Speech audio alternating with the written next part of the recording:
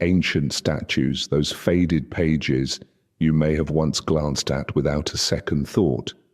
Perhaps some small symbol, some forgotten mark, might lead you toward a new path of discovery. And when someone tells you that history has only one version, smile. Because after this journey, you now know history is always layered, multidimensional, and alive in hidden currents, waiting for those who truly listen. If you find these kinds of topics worth reflecting on, I invite you to share your thoughts in the comments below. I would love to read your insights and questions, for it is those very questions that keep this conversation alive. And if you wish to continue exploring these forgotten corners of our past, feel free to subscribe to the channel.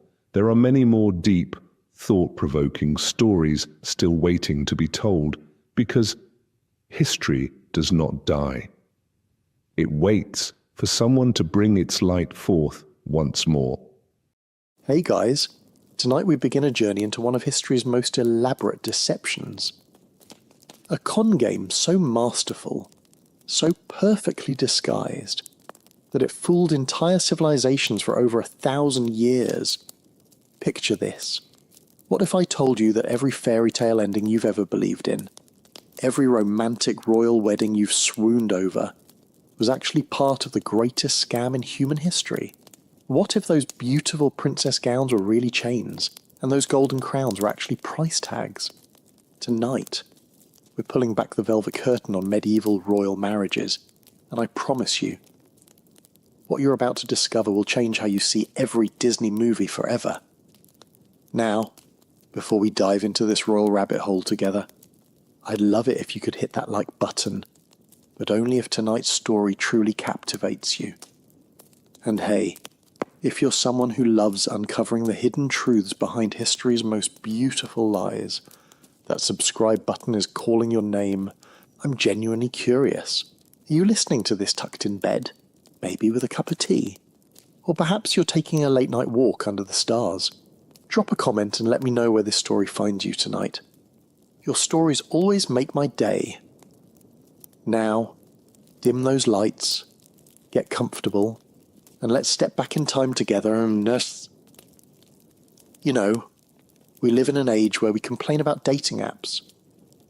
We swipe left, we swipe right, we ghost people after 3 dates. We think modern romance is complicated, don't we? But imagine if your parents could legally sell you to a complete stranger when you were still learning to walk. Imagine if your first kiss was scheduled by a diplomatic committee, and your wedding night was a public spectacle witnessed by dozens of strangers. Welcome to medieval royal marriage, where love was a luxury no one could afford, and every I do was really saying I surrender. Here's what they don't teach you in history class. Medieval royal marriages weren't romantic unions. They were business mergers. They weren't about finding your soulmate. They were about expanding your empire. And the bride? She wasn't a princess finding her prince. She was inventory being transferred from one warehouse to another. Let me paint you a picture that'll make your skin crawl. In 1160, a little girl named Margaret was born in Scotland. She was beautiful, they said. Sweet-natured. She probably loved playing with dolls, maybe chasing butterflies in the castle gardens. Normal kid stuff, right? But by the time Margaret turned 3 years old, she was already engaged to be married. Not to another child, mind you. To Henry, the young King of England, who was already a grown man planning military campaigns. 3 years old, and her entire future was sold and sealed with a handshake between 2 men who probably couldn't even pronounce her full name correctly. This wasn't unusual. This was Tuesday. See, here's the thing about medieval royal families. They didn't see their children as children. They saw them as assets. Living, breathing chess pieces in a game of political monopoly that spanned continents. Every royal baby born came with an invisible price tag hanging around their neck. And that price was calculated not in gold, but in strategic value. Think about it. If you're a medieval king, your daughter isn't your little princess who needs bedtime stories and scraped knee kisses. She's your most valuable trading card. She's a potential peace treaty with legs. She's your ticket to claim in someone else's kingdom, or your insurance policy against being invaded yourself. The cold, hard truth. Love was the enemy. Genuine affection between royal spouses was actually dangerous because it meant the couple might start making decisions based on their hearts instead of their kingdom's needs. And that, my friends, was a luxury medieval politics simply couldn't afford. I want you to imagine something for a moment. Imagine you're 8 years old, playing in your backyard, and suddenly your parents call you inside. "Sweetie," they say, "we've got wonderful news. You're getting married next month to someone you've never met, in a country you can't pronounce, where they speak a language you don't understand. Isn't that exciting?" That was reality for royal children. Except there was no next month. These engagements often happened in infancy, with the actual ceremonies taking place years later, sometimes decades. These kids grew up knowing their entire adult life had already been scripted by strangers, and they had no say in editing the plot. But here's where it gets really twisted. Medieval royal marriages weren't just arranged. They were performed with all the pageantry of a genuine love story. The white dress, the beautiful ceremony, the celebration afterwards. Everyone played along with the romantic fantasy because, well, it made the bitter pill of political manipulation so much easier to swallow. It was theatre. Pure, elaborate theatre designed to make a property transaction look like a fairy tale. And the most heartbreaking part? Many of these royal brides and grooms never even met their spouses until their wedding day. Can you imagine? Your first conversation with the person you're legally bound to spend your entire life with happens at the altar, probably in front of hundreds of strangers, while wearing the most uncomfortable outfit you've ever put on. Some couples were luckier. They might exchange a few letters beforehand, maybe a portrait. But even those portraits were basically medieval Photoshop. Court artists were hired to make everyone look like a Renaissance Instagram filter had blessed them from birth. One particularly brutal example, in 1396, 6-year-old Isabella of Valois was married to 29-year-old King Richard II of England. The age gap alone should make your stomach turn. But here's the kicker. This marriage was specifically designed to end a war between England and France. Little Isabella wasn't walking down the aisle to meet her Prince Charming. She was walking down the aisle to seal a ceasefire agreement. She was a living, breathing peace treaty in a pretty dress. Now, you might be thinking, okay, but surely some of these marriages worked out. Surely some couples found love eventually. And you know what? Some did. But here's the thing. When love did bloom in royal marriages, it was purely accidental. It was a happy side effect, not the goal. And when it did happen, it often caused more problems than it solved. Because personal happiness and political necessity rarely aligned perfectly. The system was designed to fail the individuals within it, while serving the greater political machine. And it worked flawlessly for centuries. But I know what you're wondering right now. If medieval royal marriages were such obvious scams, such blatant examples of treating people like property, why did everyone just go along with it? Why didn't anyone stand up and say, this is wrong? Why didn't the children themselves rebel against a system that was stealing their most basic human right, the right to choose who to love? Well, here's where our story gets even more heartbreaking, because the answer reveals something profound about how power works, how control is maintained, and how human beings can be systematically taught to surrender their own dreams. The truth is, these royal children didn't just accept their fate passively. They were actively trained, from the moment they could understand language, to believe that love itself was their enemy, and the methods used to break their spirits. They were more sophisticated and more cruel than anything you could imagine. The answer to those questions is more chilling than you might expect. Because medieval royal families didn't just accidentally stumble into a system that crushed their children's dreams, they perfected it. They turned the destruction of love into an art form, a science, a carefully orchestrated process that began before these children could even speak. Picture this. You're 3 years old, and instead of bedtime stories about brave knights rescuing princesses, you're told tales about princesses who saved kingdoms by marrying wisely. Instead of fairy tales about true love's kiss, you hear legends about queens who brought peace through strategic alliances. Your lullabies aren't about romance. They're about duty, honour, and the greater good. This was the reality for royal children. From their very first words, they were fed a carefully crafted narrative that love was selfish, that personal desires were weakness, and that their highest purpose was to serve as tools of statecraft. Let me tell you about something that happened in 1203 that perfectly illustrates this psychological conditioning when Princess Blanche of Castile was just 9 years old. She was given a wedding doll, a miniature bride figure dressed in the colours of France. But this wasn't a toy. It was a training device. Every day, little Blanche had to practice wedding ceremonies with this doll.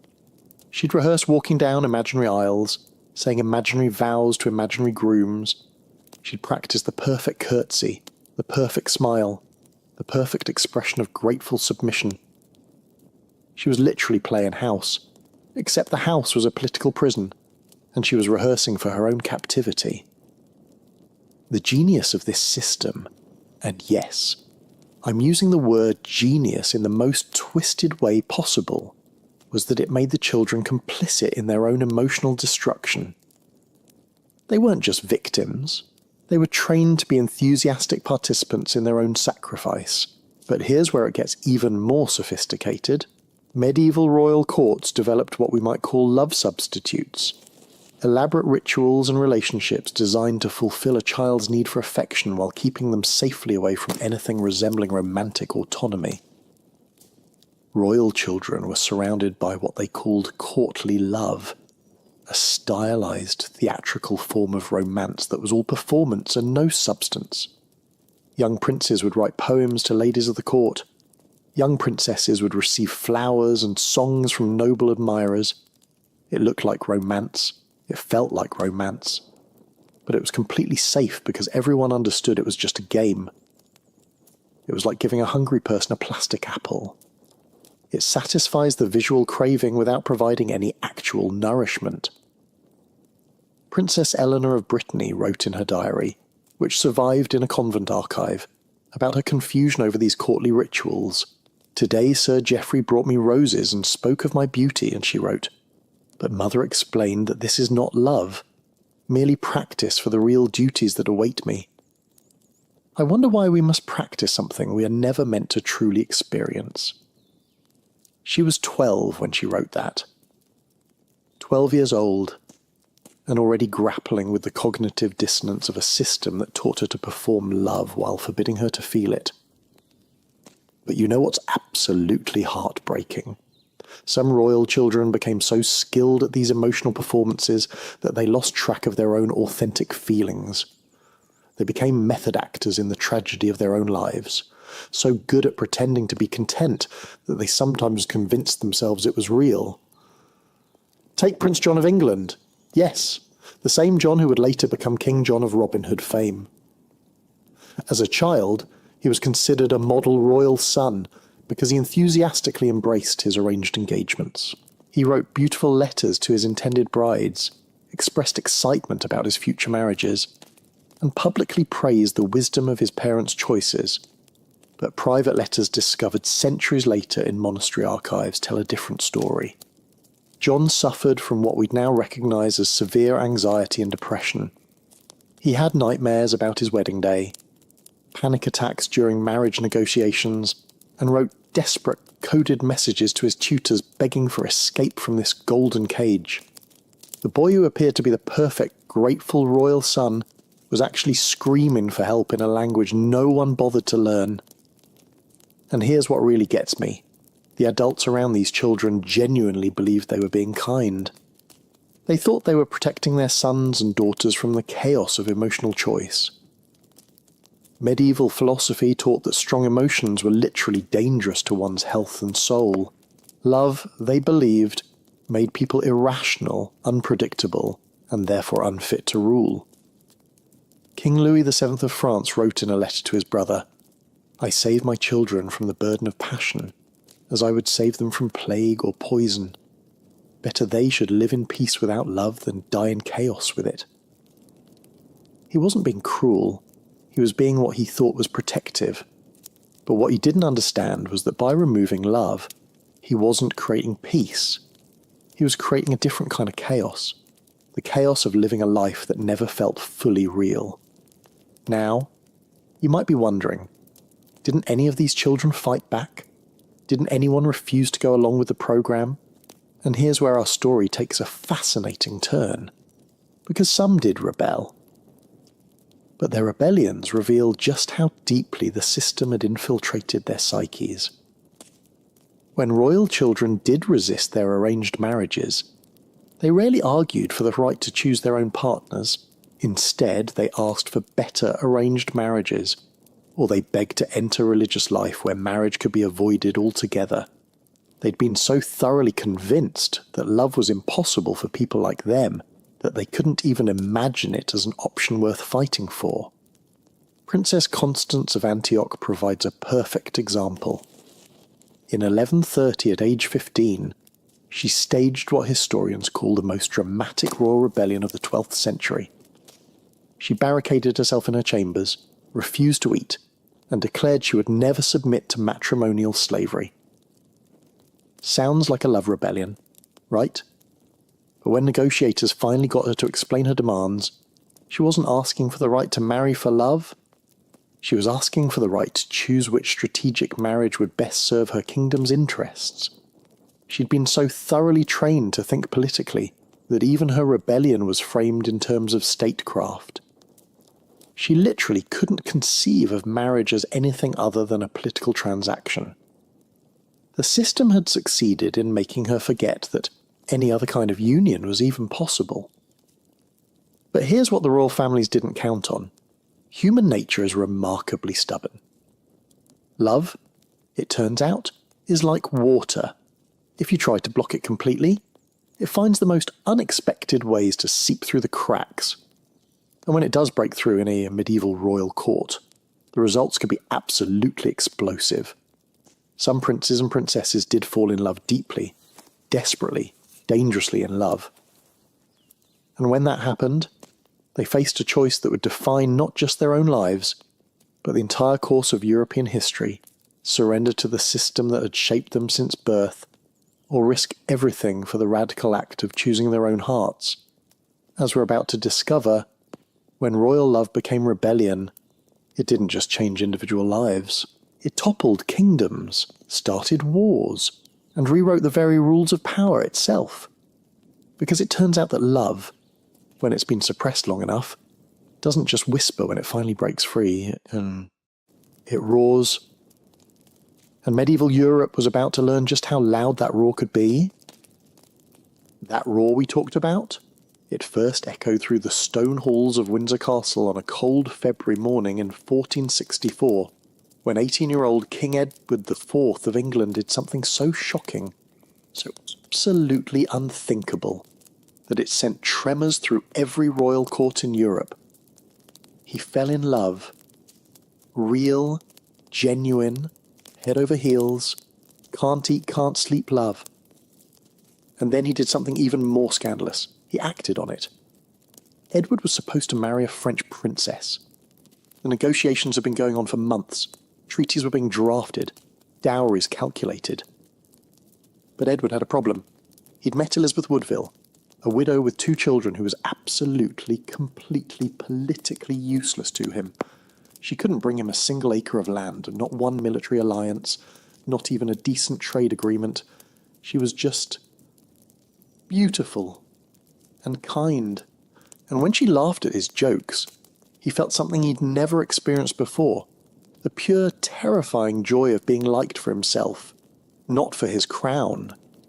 So, what did Edward do? He married her in secret. At dawn, with only her mother and a priest as witnesses, the King of England literally snuck out of his own castle to elope like a lovesick teenager, knowing full well it could cost him his throne. When the news broke, the reaction was swift and absolutely brutal. The French ambassador wrote to his king, "The English have gone mad. Their boy king has confused his kingdom for a romance novel. Parliament seriously considered declaring Edward mentally unfit to rule." His own mother publicly stated she wished she'd never given birth to him. But here's what makes Edward's story so fascinating. He didn't just defend his choice, he celebrated it. At his official wedding announcement, he stood before the entire court and said something that no medieval king had ever dared to say: "I have married for love, and I would rather be a happy commoner than a miserable king." The silence that followed was so complete that courtiers later described it as the sound of an entire worldview cracking. Because Edward had just committed the ultimate royal crime, he'd suggested that personal happiness might be more important than political duty. He'd chosen his heart over his kingdom. And somehow, the kingdom didn't collapse. England didn't fall into chaos. The sun still rose the next morning, and that terrified the other royal families of Europe more than any military threat ever could. But Edward's love rebellion was just the beginning. Once that crack appeared in the system, other royal hearts began to follow the light seeping through. And some of their stories will make you believe in the power of love to literally reshape the world. Take Prince Pedro of Portugal. In 1355, he was arranged to marry Constanza of Castile for obvious political reasons. But Pedro had already fallen desperately in love with Inés de Castro, a Spanish noblewoman who served in Constanza's court. The situation was impossible. Pedro couldn't break his engagement without starting a war. But he also couldn't marry Constanza while his heart belonged to someone else. So he found a third option that nobody saw coming. He married Constanza as planned, but he also secretly married Inés in a clandestine ceremony. He literally committed bigamy for love, creating the most complicated royal love triangle in medieval history. When both marriages were discovered, the political fallout was immediate and devastating. Constanza's family declared war. Pedro's father, King Afonso, ordered Inés to be executed for corrupting the royal bloodline. The Spanish courts called for Pedro to be disinherited, but Pedro's response was so romantic, so utterly devoted, that it's become legend. When he became king after his father's death, his first royal act was to have Inés's body exhumed and crowned as Queen of Portugal. He forced the entire court to kneel and pay homage to her corpse, declaring that death cannot diminish the throne of love. It sounds macabre, but to Pedro, it was the ultimate romantic gesture. He was saying, "I don't care if you think love is weakness. I don't care if you think I'm crazy. This woman was my queen in life, and she'll be my queen in death, and your politics can't change that." The story spread across Europe like wildfire. Suddenly, royal courts everywhere were whispering about the Portuguese king who chose love over sanity, who crowned a corpse rather than deny his heart. Some called him mad, others called him magnificent, but everyone called him memorable. And here's what's absolutely fascinating. Pedro's reign was actually remarkably successful. Portugal prospered under his rule. The economy grew, and the people adored him. It turns out that a king who follows his heart might actually be more effective than one who follows a diplomatic handbook. But perhaps the most spectacular example of royal love rebellion happened in 1410, when Princess Catherine of Valois found herself caught between two impossible choices. She was arranged to marry Henry V of England to seal peace between France and England after decades of war. But Catherine had fallen in love with Owen Tudor, a Welsh courtier who was so far beneath her station that their marriage would be considered not just inappropriate, but legally treasonous. The stakes couldn't have been higher. If Catherine refused to marry Henry, the war between England and France would resume, potentially costing thousands of lives. If she married Henry while loving Owen, she'd be condemning herself to a lifetime of emotional torture. So Catherine did something brilliant. She married Henry V as planned, fulfilled her political duty, gave England an heir, and then, after Henry died, she secretly married Owen Tudor and lived the rest of her life for love. Her strategy was essentially, fine, I'll be your political pawn for a few years, but then I'm taking my life back. And it worked. Her secret marriage to Owen Tudor produced children who would eventually found the Tudor dynasty, meaning that some of England's greatest monarchs, including Henry VIII and Elizabeth I, descended from a love marriage that was supposed to be impossible. Catherine literally changed the course of English history by refusing to let politics permanently crush her heart. But these love rebellions didn't just affect individual lives.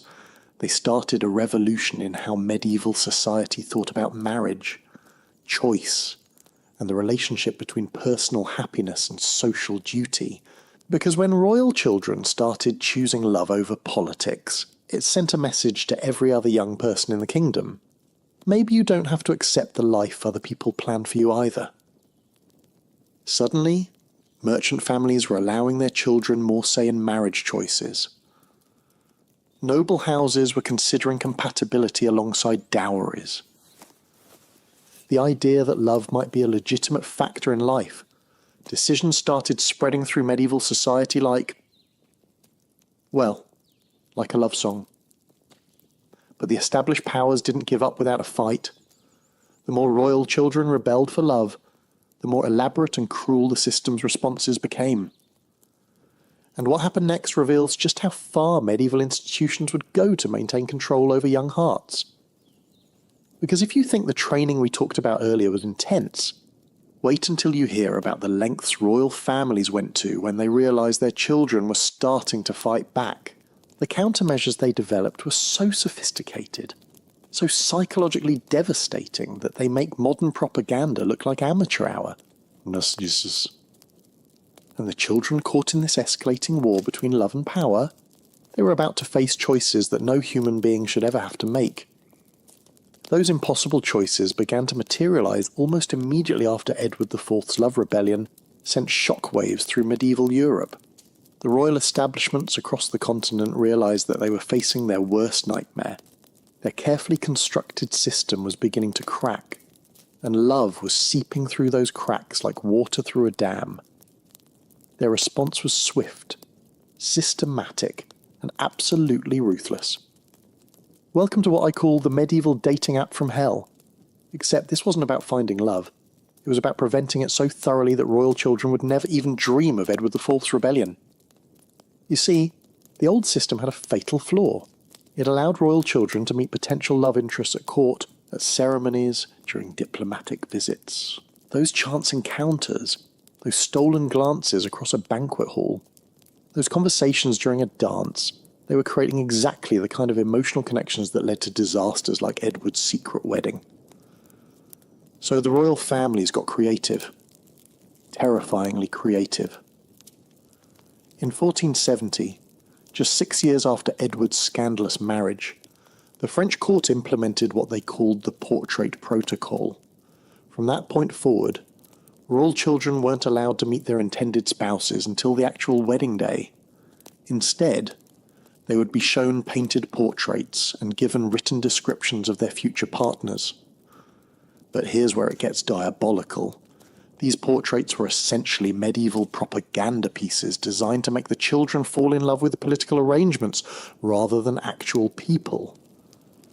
Princess Anne of Brittany's experience perfectly illustrates how this system worked. In 1488, when she was 11 years old, she was shown a portrait of Maximilian of Austria, her intended husband. The painting depicted a handsome, noble-looking man with kind eyes and a gentle smile. Anne was also given a beautifully written letter, supposedly from Maximilian, expressing his excitement about their future together and his admiration for her intelligence and beauty. Anne spent 3 years writing letters to this portrait, essentially falling in love with a fantasy. She developed elaborate daydreams about their life together, planned their conversations, even practiced what she would say when they finally met. The reality, when Anne finally met Maximilian on her wedding day, she discovered that the portrait had been painted 20 years earlier when he was young and attractive. The real Maximilian was now middle-aged, overweight, and suffering from what medieval physicians called melancholia, basically severe depression. The romantic letters. They'd been written by professional scribes who specialized in creating fake romantic correspondence. Anne had been catfished by the entire medieval political system. But the portrait scam was just the beginning. Royal courts began developing what we might call emotional isolation protocols, designed to prevent their children from forming any meaningful relationships that might compete with arranged marriages. Take the case of Prince Charles of Anjou in 1485. When Charles turned 14, the age when medieval boys typically began forming friendships and romantic interests, his father implemented something called the rotation system. Charles was never allowed to spend more than 2 weeks in the same location. He'd stay at one castle for a fortnight, then be moved to another, then another, then another. The official reason? To broaden the young prince's education and understanding of his future territories. The real reason? To prevent him from forming any lasting emotional bonds with anyone. Every time Charles started to connect with someone, a fellow page, a young lady of the court, even a mentor figure, he'd be whisked away before the relationship could deepen. Charles's private tutor wrote in a letter that survived in monastery archives, "The young prince has become like a ghost in his own life, present but never truly settled anywhere. He speaks to no one with real intimacy, trusts no one with his thoughts, and seems to believe that all human connections are temporary by nature." They had successfully trained a prince to be emotionally numb. Mission accomplished. But perhaps the most sophisticated manipulation involved what courts called compatibility theatre.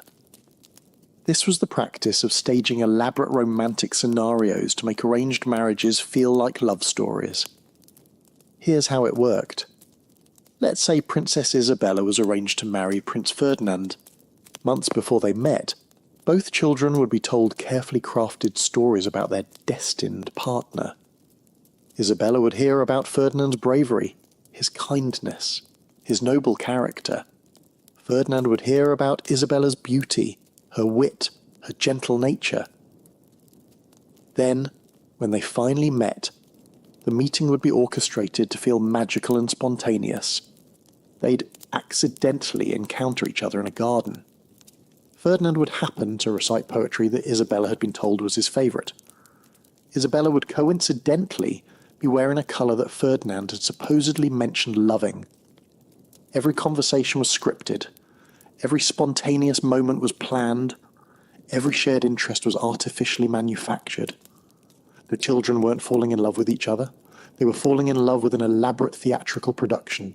The genius of this system was that it gave royal children the feeling of choosing their own partners, while keeping them completely within the bounds of political necessity.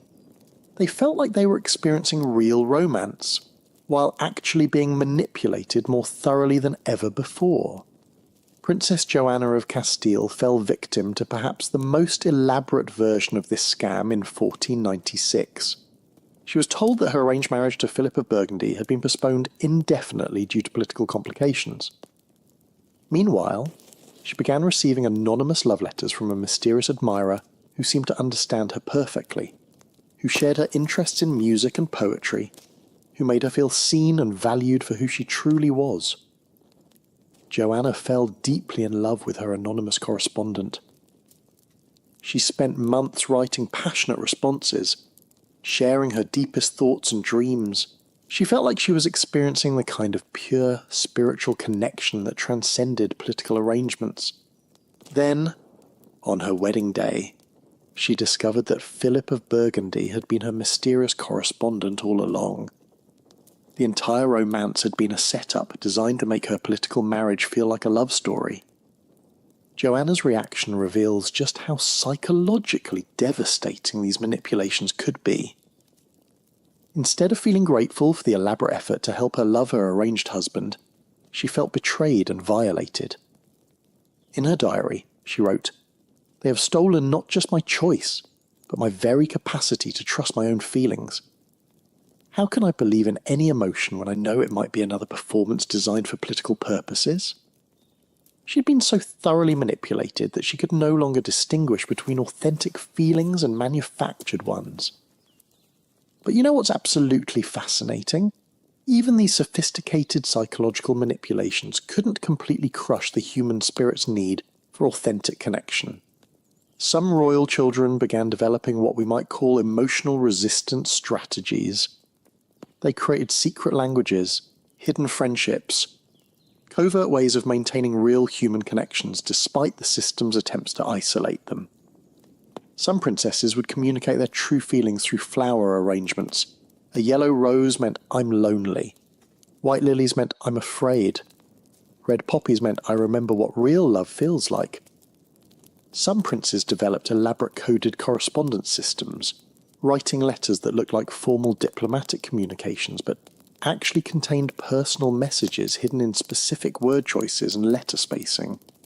They were essentially running underground emotional railways, smuggling authentic feelings through a system designed to eliminate them entirely. And here's where the story takes another fascinating turn.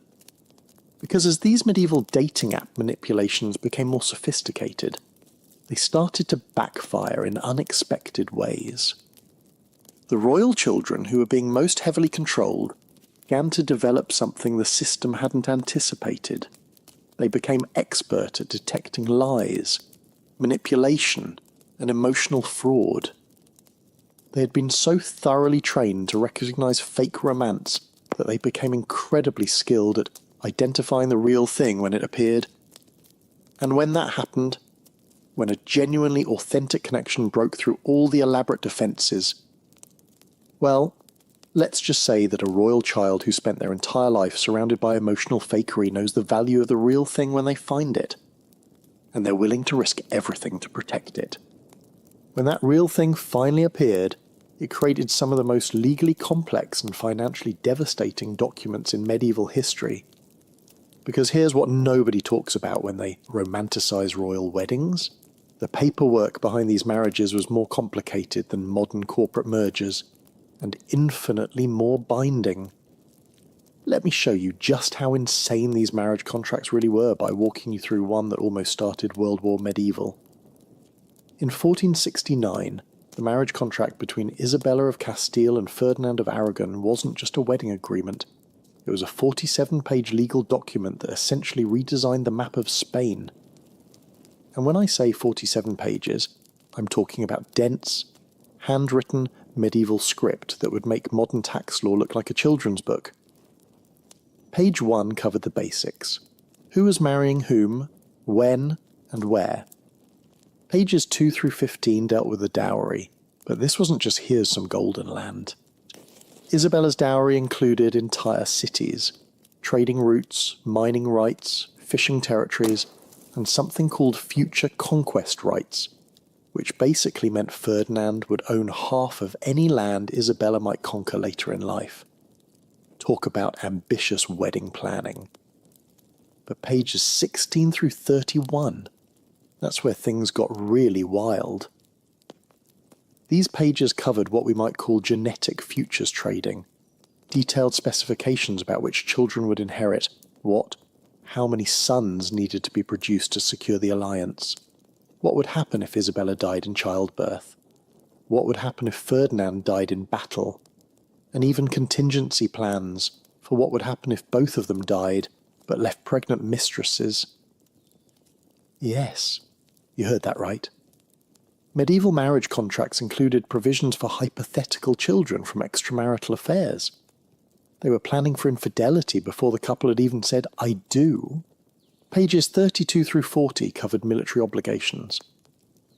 When Isabella married Ferdinand, she wasn't just gaining a husband, she was contractually obligating her entire kingdom to provide military support for any wars Ferdinand might start for the rest of his life.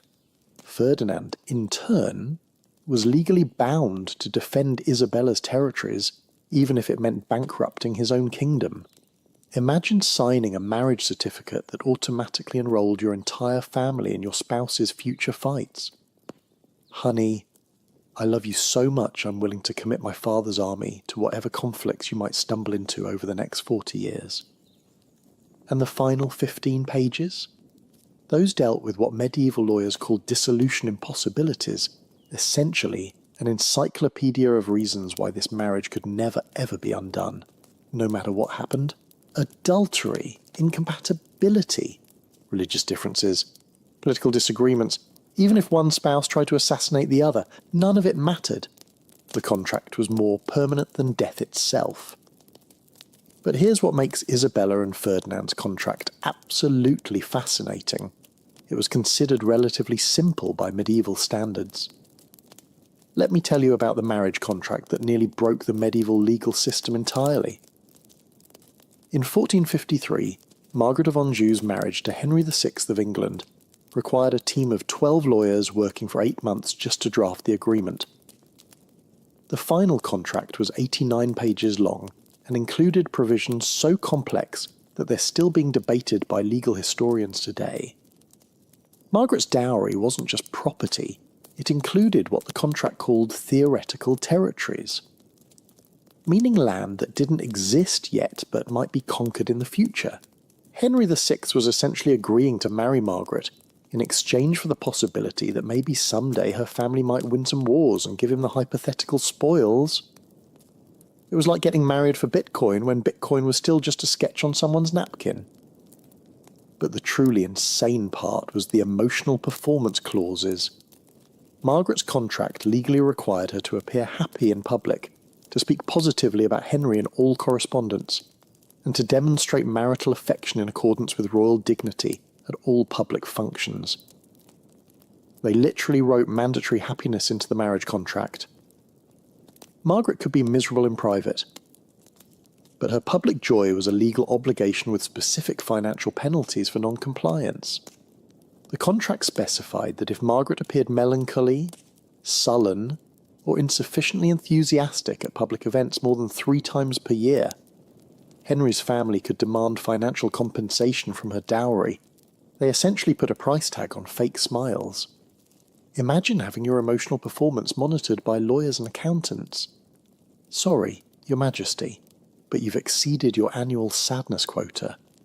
That'll be 500 gold pieces and a written apology to the kingdom.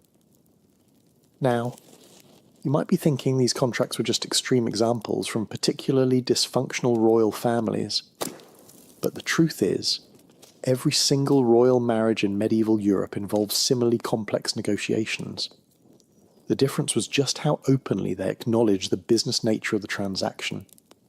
Some families tried to maintain romantic pretenses by burying the brutal, contractual details in flowery language. Princess Anne of Bohemia's 1382 marriage contract to Richard II of England described her dowry as tokens of familial affection and hopes for future happiness. But when you read the fine print, those tokens included 15 castles, 6 entire towns, exclusive mining rights to 3 silver deposits, and legal ownership of any children she might have with anyone other than Richard. They were essentially saying, here's a romantic gift of massive territorial control and reproductive ownership rights. Isn't love beautiful? Other families went the opposite direction and treated marriage contracts like military treaties. The 1385 marriage agreement between John of Gaunt and Constance of Castile read more like a war plan than a wedding announcement. The couple's emotional relationship was mentioned exactly once, in a single sentence that basically said, the parties agree to maintain cordial personal relations sufficient to produce male heirs. Everything else was about troop movements, taxation rights, and strategic positioning for future conflicts. John wasn't marrying Constance. He was entering into a military alliance that happened to include periodic reproductive obligations. But here's what's absolutely mind-bending about these contracts. They often included clauses that would seem insane even by modern business standards. Some marriage agreements had provisions for performance reviews where the couple's relationship would be evaluated annually by a panel of advisors to ensure they were fulfilling their contractual obligations. Others included upgrade clauses where one spouse could renegotiate the terms of the marriage if their family's political position improved significantly. Imagine having to get your in-laws' permission before getting a promotion because it might affect your marriage contracts. And my personal favourite, some contracts included compatibility guarantees, where families could demand partial refunds of dowries if the married couple turned out to be temperamentally unsuited for productive collaboration. They literally had return policies on marriages. Sorry, these personalities don't mesh well. Can we get store credit toward a different spouse? The complexity of these contracts created an entire industry of medieval marriage lawyers who specialised in nothing but royal wedding negotiations. Some of these lawyers spent decades working on single contracts, becoming experts in the most minute details of territorial law, inheritance customs, and diplomatic protocol. There's a surviving letter from one such lawyer, Master Guillaume de Nogent, where he complains to a colleague, "I have spent 3 years negotiating the precise definition of marital affection for the Burgundy alliance. We are currently deadlocked over whether hand-holding in public should be classified as mandatory courtesy or optional romantic display." 3 years, arguing about hand-holding clauses for one wedding.